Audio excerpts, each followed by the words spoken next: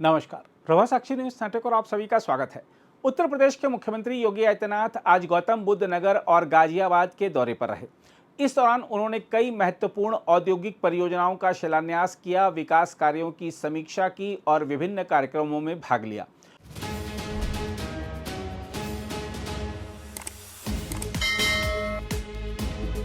मुख्यमंत्री का यह दौरा प्रदेश में औद्योगिक विकास, रोजगार सृजन और आधारभूत सुविधाओं को मजबूत करने की दिशा में अहम माना जा रहा है।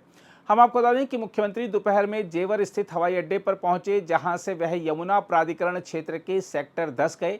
यहां उन्होंने अंबर समूह और एसेंट के इलेक्ट्रॉनिक्स निर्माण संयंत्र का शिलान्यास किया। इसके बाद मुख्यमंत्री सेक्टर 8 पहुंचे, जहां उन्होंने सौर ऊर्जा उपकरण निर्माण से जुड़े सेल के सौर निर्माण संयंत्र की आधारशिला रखी। अधिकारियों के अनुसार इन परियोजनाओं से प्रदेश में इलेक्ट्रॉनिक्स और सेमीकंडक्टर निर्माण क्षेत्र को नई गति मिलेगी। जानकारी के अनुसार अंबर समूह ने यमुना प्राधिकरण क्षेत्र में लगभग 6,785 करोड़ रुपए के निवेश का प्रस्ताव रखा है। समूह द्वारा वातानुकूलन उपकरणों के पुर्जों, इलेक्ट्रॉनिक उपकरणों तथा अन्य आधुनिक सामग्री के निर्माण के लिए इकाइयां स्थापित की जाएंगी। इन परियोजनाओं से 3,000 से अधिक प्रत्यक्ष रोजगार के अवसर पैदा होने की संभावना है। अधिकारियों का कहना है कि इन इकाइयों के शुरू होने से देश में इलेक्ट्रॉनिक उपकरण निर्माण और आपूर्ति व्यवस्था को मजबूती मिलेगी। मुख्यमंत्री योगी आदित्यनाथ ने इसके बाद नोएडा के सेक्टर 96 में नोएडा प्राधिकरण के नए प्रशासनिक भवन का लोकार्पण किया। लगभग 390 करोड़ रुपए की लागत से बने इस भवन का निर्माण वर्ष 2016 में शुरू हुआ था, लेकिन कोरोना महामारी और ठेकेदार से जुड़ी समस्याओं के कारण इसमें देरी हुई। अब यह भवन पूरी तरह तैयार हो चुका है।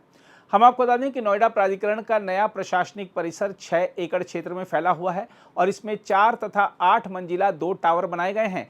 पहले इसकी योजना 18 और 9 मंजिला इमारतों के रूप में तैयार की गई थी, लेकिन बाद में इसमें बदलाव किया गया। इस भवन के बन जाने से अब नोएडा प्राधिकरण के सभी विभाग एक ही परिसर में संचालित होंगे, जिससे लोगों को विभिन्न सेवाओं के लिए अलग अलग स्थानों पर नहीं जाना पड़ेगा। अभी तक प्राधिकरण के विभाग सेक्टर 6, 19, 20 और 39 सहित कई स्थानों पर संचालित हो रहे थे, जिससे आम लोगों को काफ़ी असुविधा का सामना करना पड़ता था। इस दौरान मुख्यमंत्री ने अपने संबोधन में कहा कि उत्तर प्रदेश, विशेषकर नोएडा, विकास के नए दौर में प्रवेश कर चुका है। उन्होंने कहा कि प्रदेश सरकार निवेश, उद्योग और रोजगार को बढ़ावा देने के लिए लगातार कार्य कर रही है। उन्होंने यह भी कहा कि आधुनिक आधारभूत सुविधाओं और औद्योगिक परियोजनाओं के माध्यम से उत्तर प्रदेश देश की अर्थव्यवस्था में महत्वपूर्ण भूमिका निभाएगा। जनपद गौतम बुद्ध नगर जनपद की नोएडा अथॉरिटी के नए कार्यालय भवन के उद्घाटन तथा नोएडा एवं दादरी विधानसभा क्षेत्र से जुड़े हुए 2,500 करोड़ रुपए की परियोजनाओं के लोकार्पण और शिलान्यास के अवसर पर आयोजित आज के समारोह अंतर्राष्ट्रीय एमएसएमई दिवस के अवसर पर और जो प्रस्तावित यूपी ट्रेड शो के 4th संस्करण के कर्टेन लेजर के शुभारंभ के अवसर पर आयोजित आज के समारोह में मंच पर मेरे साथ उपस्थित उत्तर प्रदेश सरकार में औद्योगिक विकास के मंत्री श्री नंद गोपाल गुप्ता नंदी जी, एमएसएमई विभाग के मंत्री श्री भूपेंद्र चौधरी जी, प्रभारी मंत्री गौतम बुद्ध नगर श्री ब्रजेश सिंह जी, एमएसएमई के राज्य मंत्री श्री हंसराज विश्वकर्मा जी, लोकप्रिय सांसद नोएडा डॉक्टर महेश शर्मा जी, राज्यसभा के माननीय सांसद श्री सुरेंद्र नागर जी, हमारे माननीय विधायकगण श्री पंकज सिंह जी, श्री तेजपाल नागर जी, श्री धीरेन्द्र सिंह जी, नवनियुक्त क्षेत्रीय अध्यक्ष श्री नवाब सिंह नागर जी, विधान परिषद के माननीय सदस्य श्री नरेंद्र भाटी जी, श्री चंद शर्मा जी, पूर्व क्षेत्रीय अध्यक्ष श्री सत्येंद्र सिसोदिया जी, जिला पंचायत अध्यक्ष अमित चौधरी जी, भारतीय जनता पार्टी के नगर के अध्यक्ष श्री महेश चौहान जी, जिला अध्यक्ष अभिषेक शर्मा जी, उत्तर प्रदेश शासन के अवस्थापना और औद्योगिक विकास के आयुक्त श्री दीपक कुमार जी, सलाहकार उत्तर प्रदेश शासन श्री अवनीश अवस्थी जी, सीओ नोएडा अथॉरिटी श्री कृष्णा करुणेश जी, नोएडा अथॉरिटी के हमारे सभी अधिकारीगण, यहां के हमारे सभी वरिष्ठ उद्यमी, आरडब्ल्यूए से जुड़े हुए सभी पदाधिकारीगण, अन्य स्टेक होल्डर्स, उपस्थित बहन और भाइयों, मैं सबसे पहले नोएडा अथॉरिटी को इस नए भवन के लिए हृदय से बधाई देता हूं। 50 वर्ष के बाद किसी अथॉरिटी के पास अपना स्वयं का कार्यालय अपने भवन में स्थापित हो, यह किसी एक उपलब्धि से कम नहीं है। और इसलिए जिनके पास अपना भवन नहीं तो वहां समस्याएं तो रहनी रहनी थी, जिनका अपना ठिकाना नहीं दूसरों को क्या ठिकाना देते थे। और यही यहां पर 2017 में हम लोगों ने देखा था। एक विजन होता है कार्य करने का, विल पावर होती है उस विजन को जमीनी धरातल पर उतारने का।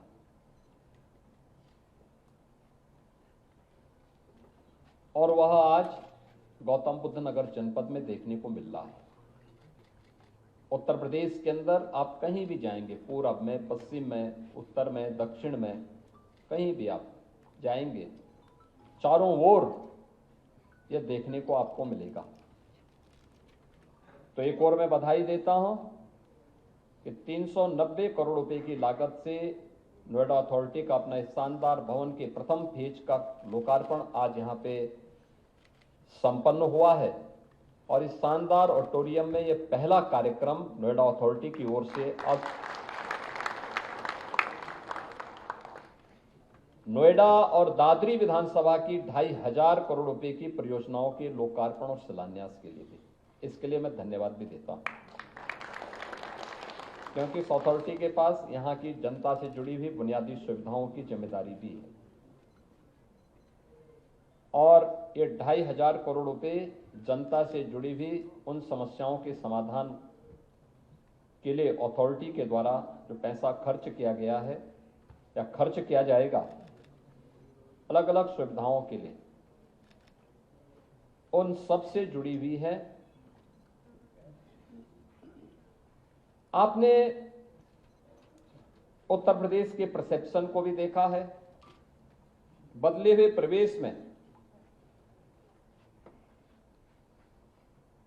बदलती हुई उत्तर प्रदेश को आप बहुत नजदीक से महसूस कर रहे हैं। आज से 9 वर्ष पहले का उत्तर प्रदेश क्या था और आज का उत्तर प्रदेश क्या है। ये गौतम बुद्ध नगर जनपद तो वास्तव में 17 के पहले तत्कालीन मुख्यमंत्रियों के लिए स्थापित था। वे भय के मारे नहीं आते थे। मुझे याद है 2017 में मुख्यमंत्री बनने के बाद जब प्रधानमंत्री जी यहां पर आ रहे थे, मेट्रो का उद्घाटन था, तो मेरे पास संदेश आया था प्रधानमंत्री कार्यालय से कि आप किसी मंत्री को इसके लिए नियुक्त कर सकते हैं। मैंने कहा क्या मतलब, कोई विशेष बात? उन्होंने कहा नहीं, क्योंकि नोएडा के बारे में यह मान्यता है कि मुख्यमंत्री वहां नहीं आते हैं। मैंने कहा मैं तो नोएडा में ही हूं इस समय। उन्होंने कहा नोएडा में है। मैंने कहा हाँ, मैं प्रधानमंत्री जी के कार्यक्रम की तैयारी की समीक्षा करने के लिए आया था। उन्होंने कहा नहीं, प्रधानमंत्री जी का ये है कि बहुत आवश्यक नहीं, प्रोटोकॉल के बारे में बहुत चिंतित होने की आवश्यकता नहीं। मैंने कहा नहीं, मैं तो इन सब बातों को नहीं मानता हूं। मैं आध्यात्मिक व्यक्ति हूं, लेकिन रूढ़िवाद को नहीं मानता हूं। और ये जनता जनार्दन से जुड़ी हुई समस्या का समाधान की जिम्मेदारी जनता ने अगर भारतीय जनता पार्टी की सरकार को दिया है, तो हम उस समाधान का रास्ता निकालेंगे और मार्ग प्रशस्त भी करेंगे। और सबसे बड़ी समस्या हमारे सामने उस समय आई थी बिल्डर बायर का विवाद। हम लोगों ने बिठाया था, उसका रास्ता भी निकाला।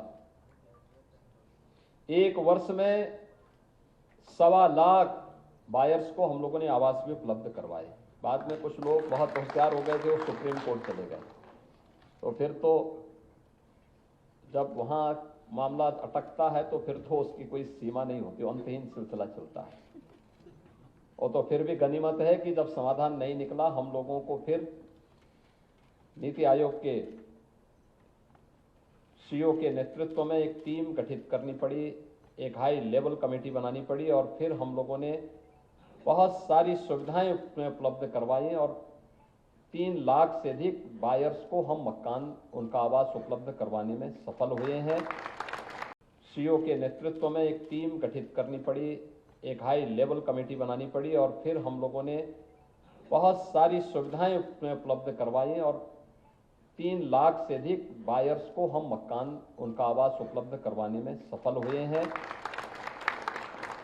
बहुत सारी समस्याओं का समाधान हुआ, लेकिन मेरा मानना है कि अब नोएडा अथॉरिटी के पास अपना भवन होने के कारण हम बेहतरीन सुविधा यहां पर दे पाएंगे, चाहे वह यहां के अन्नदाता किसानों की समस्या का हो, चाहे वह यहां पे जिन लोगों ने यहां पे जितने भी ऐसे एसोसिएशन हैं, RWA हैं या उद्यमी हैं, इन सब की समस्या का समाधान अब एक छत के नीचे नोएडा अथॉरिटी के अपने कार्यालय भवन के अंदर प्राप्त होगा। और सारी सुविधाएं अथॉरिटी ऑनलाइन कर दे तो बहुत अच्छा होगा। मुझे लगता है आज के दिन पे हमें इसका उपयोग करना चाहिए। बेहतरीन सुविधा हो सकती है। Integrated command and control centre के माध्यम से हम एक एक कार्य को देख सकते हैं, वॉच कर सकते हैं, जवाबदेही तय कर सकते हैं, उन कार्य को आगे बढ़ा सकते हैं। हम लोगों ने पहले भी कहा है, जिन लोगों ने अथॉरिटी से जमीनें ली हैं लेकिन वहां पर निवेश नहीं किया है, एक समय सीमा के बाद नोटिस जारी करिए, वहां नए निवेश को आमंत्रित कर दीजिए, नया लैंड बैंक बनाइए। जब नोएडा अथॉरिटी की परिकल्पना हुई होगी 1970 के दशक में, तब में और आज में बहुत अंतर आ गया है। हमें आज के परिप्रेक्ष्य में सोचना है। परिवर्तन कैसे आता है?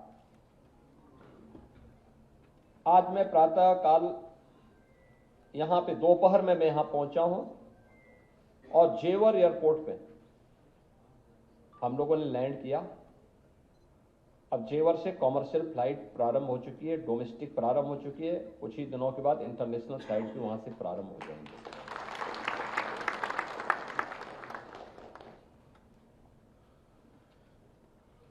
इलेक्ट्रॉनिक सर्किट के निर्माण की आज यहां पे कोरिया के साथ मिलकर के एक ग्रुप के द्वारा लगभग 7,000 करोड़ रुपए के निवेश की आधारशिला रखी गई है। यानी इलेक्ट्रॉनिक कंपोनेंट और इलेक्ट्रॉनिक सर्किट की मैन्युफैक्चरिंग अब इसी जनपद में होगी। सोलर सेल का भी आधुनिक मैन्युफैक्चरिंग हब यही जनपद बनेगा। दूसरी यूनिट 8,200 करोड़ रुपए की, उसका भी आज हम लोगों ने आधारशिला रखी। आप सोचो, ये निवेश वहां हो रहा है, फिल्म सिटी वहां बन रही है, अपैरल पार्क वहां बन रहा है, मेडिकल डिवाइस पार्क वहां बन रहा है। जो पहले प्रदेश का सबसे खतरनाक जगह मानी जाती थी, लोग जाने में डरते थे। शाम को 5 बजे 6 बजे के बाद वहां क्या स्थिति होती थी हर व्यक्ति जानता है। और आज ये सभी निवेश वहां पर आ रहे हैं इसलिए क्योंकि डबल इंजन सरकार ने आदरणीय प्रधानमंत्री जी के नेतृत्व में बिना रुके, बिना डिगे, बिना थके, बिना डरे और बिना झुके निर्णय लेने की सामर्थ्य विकसित की और आज उसके परिणाम हम सबके सामने है कि भारत का सबसे यानी जो बेस्ट इन्वेस्टमेंट का डेस्टिनेशन है वह गौतम बुद्ध नगर और गौतम बुद्ध नगर के साथ ही नोएडा, ग्रेटर नोएडा और यमुना अथॉरिटी उसका आधार बन रहा है। तीनों अथॉरिटी के स्तर पर कार्य तेजी के साथ आगे बढ़ाने का कार्य हो रहा है। कार्य संस्कृति को और प्रभावी बनाने का कार्य हो रहा है। वर्षों की जकड़न को तोड़ने का कार्य हो रहा है। जन समस्याओं के साथ साथ उद्यमियों की समस्याओं के समाधान का मार्ग प्रशस्त हो रहा है और उस दिशा में किए जाने वाले प्रयास का हिस्सा अब आने वाले समय के साथ यह नोएडा अथॉरिटी का एक कार्यालय बनेगा, ये मैं विश्वास के साथ कह सकता हूं। इसलिए मैं नोएडा अथॉरिटी के अंतर्गत आने वाली उन सभी नागरिकों को, सभी उद्यमियों को, यहाँ के अन्नदाता किसानों को मैं इसकी बधाई देता हूँ, अपनी शुभकामनाएं देता हूँ, जनप्रतिनिधियों को धन्यवाद देता हूँ और अथॉरिटी के प्रति अपनी शुभकामनाएं भी व्यक्त करता हूँ। बहन और भाई, आज यहाँ पर हम लोग एमएसएमई डे के अवसर पर भी एकत्र हुए हैं। सूक्ष्म लघु मध्यम उद्यम की क्या ताकत है। कोई भी बड़ा उद्योग का आधार बनता है सूक्ष्म लघु मध्यम उद्यम। याद रखना, बड़ा उद्यम तभी सफल हो सकता है जब हमारे पास आधार होगी, उसके बगैर आगे नहीं बढ़ सकता। विकसित भारत की संकल्पना तब पूरी होगी जब खुशहाल किसान भी होगा, लेकिन उतनी ही तेजी के साथ हम वर्ल्ड क्लास इंफ्रास्ट्रक्चर भी दें और इंफ्रास्ट्रक्चर के साथ साथ अपनी मैन्युफैक्चरिंग पावर को भी उतनी ही मजबूती के साथ आगे बढ़ा सकें। बड़े निवेश के लिए एमएसएमई को उतना ही प्रभावी ढंग से में आगे बढ़ाना पड़ेगा। और मुझे बताते हुए प्रसन्नता है, 2017 के पहले उत्तर प्रदेश के अंदर इस सेक्टर में एक निराशा थी, हताशा थी। हमारा कारीगर हतोत्साहित था, हमारा हस्तशिल्पी निराश था, कोई पुरसाहाल नहीं था, कोई पूछने वाला नहीं था। उस समय हम लोगों के सामने एक चैलेंज था, कैसे हम इनके मन में एक विश्वास पैदा करें।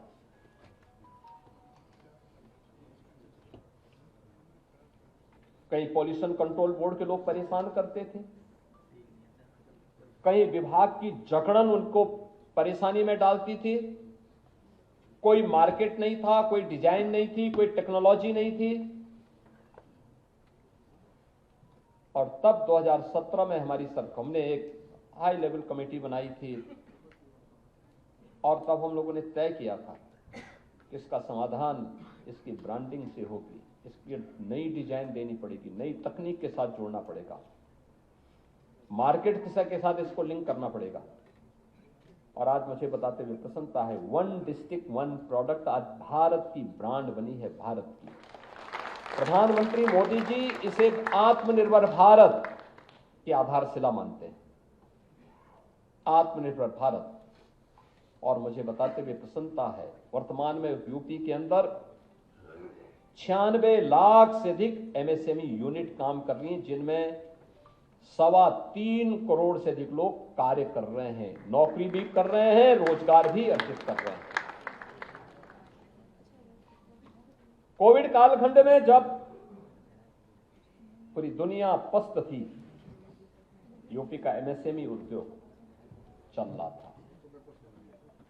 उत्तर प्रदेश के अंदर 40 लाख कामगार और श्रमिक वापस अपने घरों के लिए आए, तो लोगों ने मुझसे कहा कि सब क्या कर रहे हैं आप, इनको कहां भेज रहे हैं। मैंने कहा यूपी के लोग हैं, कहां जाएंगे, हम उनकी जिम्मेदारी लेंगे। मुझसे पूछा गया कितने दिन आप खिला पाएंगे, हमने कहा जितने दिन सामर्थ्य होगी खिलाएंगे।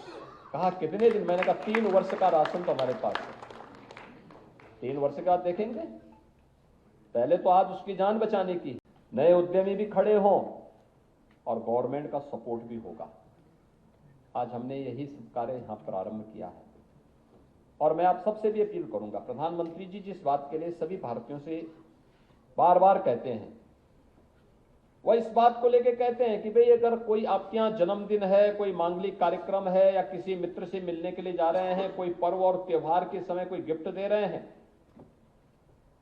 तो हमें अपने लोकल प्रोडक्ट को हम दें। लोकल प्रोडक्ट को देंगे तो आपका पैसा आपके कारीगरों के पास जाएगा, आपके हस्तशिल्पी के पास जाएगा, आपके मार्केट के पास जाएगा। वे समृद्ध होंगे तो देश समृद्ध होगा, वह आत्मनिर्भर होंगे तो देश आत्मनिर्भर होगा। और इन्हीं सब बातों को लेकर के यूपी इंटरनेशनल ट्रेड शो, उसी बात को लेकर के हम लोग यहाँ पे आयोजित कर रहे हैं। उस प्रकार के ट्रेड शो हम जनपद स्तर पर भी आयोजित कर रहे हैं, अलग अलग क्षेत्रों में आयोजित कर रहे हैं। हम लोगों ने इस वर्ष एक नया कार्यक्रम प्रारंभ किया है, वन डिस्ट्रिक्ट वन प्रोडक्ट की तर्ज पर वन डिस्ट्रिक्ट वन कुजीन का। व्यंजन का भी, खान पान अलग अलग जनपद की अलग अलग है, अलग अलग जनपद के खान पान, उसकी ब्रांडिंग हम लोग नहीं कर पाए। आप देखेंगे यूपी का जो भी व्यंजन है या भारत का जो भी व्यंजन है हेल्दी है, लोगों के लिए स्वास्थ्यप्रद है, लेकिन हम लोगों ने उससे दूरी बनाने का प्रयास किया तो हमारे स्वास्थ्य पर प्रतिकूल असर पड़ना भी प्रारंभ हुआ। हम लोगों ने फिर से उसको पुनर्जीवित करने का कार्य किया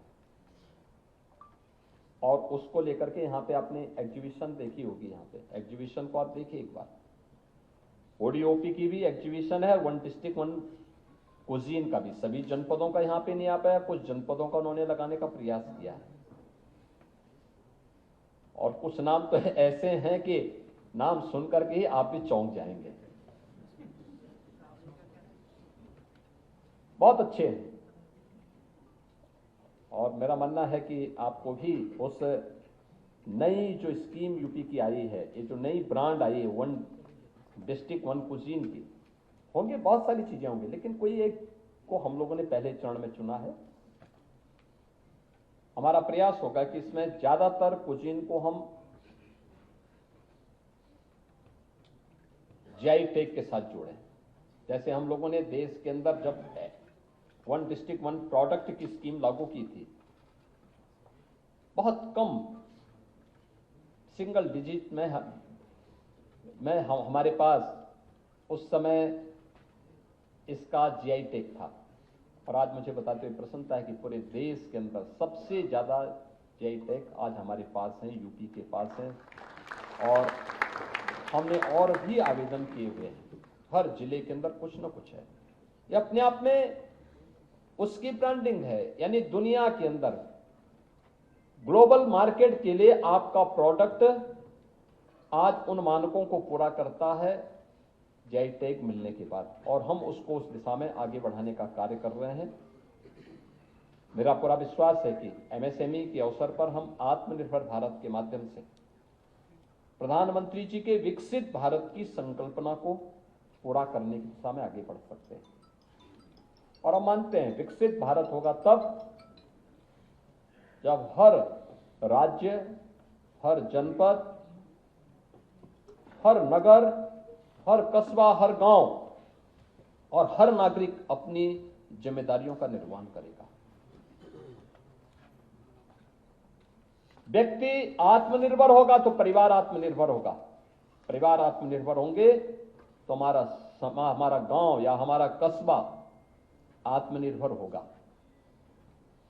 ये सभी इकाइयां आत्मनिर्भर होंगे तो हमारा जनपद आत्मनिर्भर होगा, हमारा जनपद आत्मनिर्भर होगा तो हमारा प्रदेश भी आत्मनिर्भर बनेगा, और ये आत्मनिर्भर बनेगा तो भारत भी आत्मनिर्भर बनेगा। अलग अलग सेक्टर में आज उस आत्मनिर्भरता के लक्ष्य को प्राप्त करने की दिशा में तेजी के साथ प्रयास प्रारंभ हुए हैं।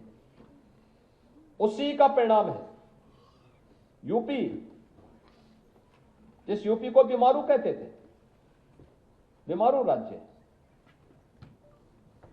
और यूपी आज पिछले 6 वर्ष से लगातार भारत के अंदर रेवेन्यू सरप्लस स्टेट के रूप में काम कर रहा है। हमने पिछले 9 वर्ष के अंदर यूपी की अर्थव्यवस्था को 3 गुना बढ़ाया है, प्रति व्यक्ति आय को 3 गुना बढ़ाने में सफलता प्राप्त की है। और मेरा मानना है कि जिस स्पीड के साथ यूपी ने अपनी गति को आगे बढ़ाया है, प्रत्येक सेक्टर में, जन सुविधाओं को लेकर के हो, जन लोक कल्याण की योजनाओं को लेकर के हो, इंफ्रास्ट्रक्चर को लेकर के हो, ईज ऑफ डूइंग बिजनेस को लेकर के हो, ईज ऑफ लिविंग के लक्ष्य को प्राप्त करने को लेकर के हो, हर एक सेक्टर में जो काम हुआ है, ये गति बताती है कि अगर हमारी स्पीड यही रही, इसको हम और अच्छे ढंग से आगे बढ़ाएंगे। क्योंकि अभी तो पिछली सरकारों के पाप के गड्ढों को भरने में हमें कुछ समय लगा, और पिछली सरकारों का पाप के गड्ढे भरते भरते उसी दौरान कोविड महामारी को भी हमें सामना करना पड़ा। तो कोविड महामारी का सामना करने के बाद अब हमें अपनी गति को प्रगति में बदलने की दिशा में एक नए कदम आगे बढ़ाने हैं। आपने देखा होगा जेवर एयरपोर्ट, नोएडा इंटरनेशनल एयरपोर्ट के रूप में पूरा देश और पूरी दुनिया की निगाहें उधर लगी, पूरी देश और दुनिया को आकर्षित कर रहा है। पश्चिमी उत्तर प्रदेश से जो भी हमारे जनप्रतिनिधिगण और जो भी उद्यमी अब लखनऊ आते हैं, मैं उनसे पूछता हूं कैसे आए। यानी गाजियाबाद से या हापुड़ से लखनऊ आप मात्र 4 घंटे में पहुंच जाएंगे। कल्पना थी, आज गंगा एक्सप्रेस वे उसकी थी, उसको लेकर के आपकी यात्रा को आसान कर सकती है। क्या होता है global standard, Ganga express way और नोएडा इंटरनेशनल एयरपोर्ट, इसके मानक हैं। यूपी बड़ा है तो सबसे बड़ा एयरपोर्ट भी बनाएगा, सबसे बड़ा एक्सप्रेस वे भी बनाएगा। ये यूपी ने करके दिखा दिया है। मैं आज के इस अवसर पर आप सभी को, नोएडा अथॉरिटी के इस भव्य कार्यालय के लिए, अथॉरिटी को भी, यहाँ के नागरिकों को भी, उद्यमियों को भी, किसानों को भी, जनप्रतिनिधियों को भी बधाई देता हूं। 2,500 करोड़ रुपए की परियोजनाओं के लिए भी अपनी बधाई देता हूं। एमएसएमई दिवस के अवसर पर विभाग के साथ साथ एमएसएमई उद्यमियों को, इससे जुड़े हुए सभी कामगारों को, हस्तशिल्पियों को भी हृदय से बधाई देता हूं। और आगामी ट्रेड शो के लिए अभी से हम सब तैयारी करेंगे, इस विश्वास के साथ। आप सबके प्रति मेरी मंगल में शुभकामनाएं हैं। धन्यवाद। जय हिंद।